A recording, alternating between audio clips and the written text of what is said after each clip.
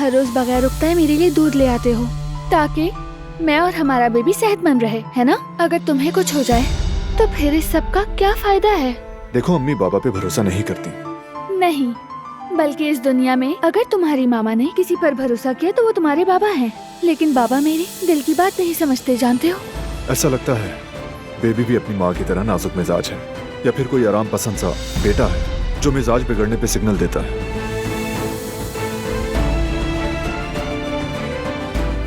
अरे ये मैं कर लेती, इतनी बड़ी बात तो नहीं थी हारून। नहीं तुम रहने दो, मैं कर लूंगा। अपना पेट तो देखो निकलता जा रहा है। असल में तुम्हें डाइटिंग की जरूरत है। ये तो सारा शादी का असर है।